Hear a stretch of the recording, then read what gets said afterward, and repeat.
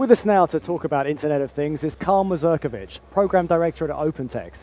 Karl, welcome. I say Program Director at OpenText, but actually the Covisint division, which was an acquisition, and I believe pretty much the biggest procurement hub in the world. That's true, So with that kind of context, you probably know a thing or two about how Internet of Things is going to work at massive scale. Absolutely, and we've actually, similar to how we've been doing cloud before, cloud was a coined marketing vehicle, that was used within the industry. We've been doing IoT before IoT really was coined as a phrase. So for over 10 to 15 years at scale in commercial settings, we've been providing IoT services to our customers. But we're seeing some changes, not just at the scale of things that are connected, but also then how that intersects with other technologies. Tell us more about that. Well, absolutely. As the proliferation of cloud has occurred over the past decade and a half or so, you see a lot of vendors wanting to instrument their devices, the goods that they manufacture.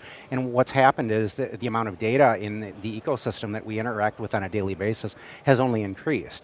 And that data comes from sensors on devices. And for better or worse, it's a very heterogeneous environment, especially from the perspective of an enterprise. So when an enterprise wants to integrate platforms and applications with devices, it's not one type of device. It's many different types of devices from many different vendors and many different versions of those devices, and they don't always talk the same way. And really, to efficiently integrate all of those devices to applications, you need to normalize all that data, and that's really the approach we've taken. Okay, so that's where you guys come in, because that is a huge problem. Yeah, it's a massive problem, and there's a lot of wasted time, especially with IT development projects. When you want to integrate data from sensors and various devices in your ecosystem, you have to spend time to decompose and deconstruct how those devices talk to each other. How do they talk to other things? We've solved that problem at scale. Okay, and are we going to see standards, just as we saw the wider computing and networking industries, standards evolved and everyone benefited? Eventually you'll see those standards evolve, but a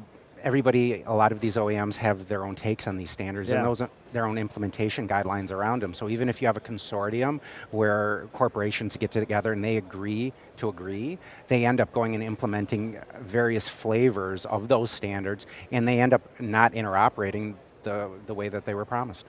Are we truly getting to digital transformation through this kind of thing? Absolutely we are, and like a freight train, it's coming whether we like it or not.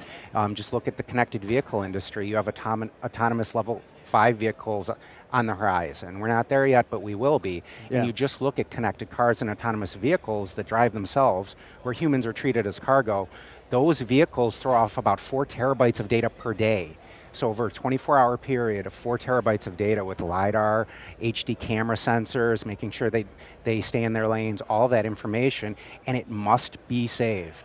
You have to save it just in case there's a defect or an accident. Okay, and you kind of touched upon the maturity, because you say we're not quite there yet, but we're getting there. We are getting there. And across all industries? Across all industries. We've seen IoT really planted the seeds back in manufacturing decades ago, where factory floor robots needed to communicate with PLC controllers. That was in a very enclosed setting. They ran on their own networks. You are seeing, as technology has evolved from the back office to the front office, these networks are starting to get integrated more and more. So you really need to put controls in place to manage everything. And the real innovation that's going to come, it's about more than hardware, software, connectivity. It's about how you're mixing technologies and deriving meaning. And and that's a great point.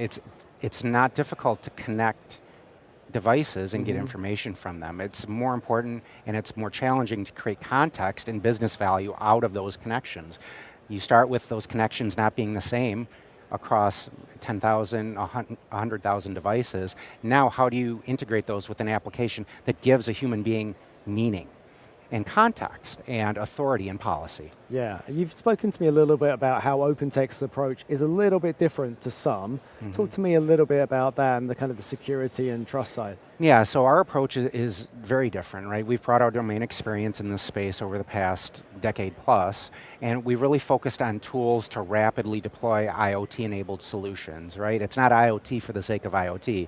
It's IoT with a purpose. It's very purpose-built to rapidly create digital twins. So creating a digital twin of a physical object, whether it's a human being, whether it's a connected vehicle, whether it's a factory floor robot, whatever, an entire city. We have the capacity to create a digital twin of Toronto, for example, whether it's municipal utility grids, stoplights, the interactions and locations of everything. When you create those digital twins and representations in the OpenText Covisint IoT platform, now you can manipulate them at scale and force those manipulations and those changes to the physical world. Okay, Karl, that's really fascinating stuff. Thank you so much for talking to us today.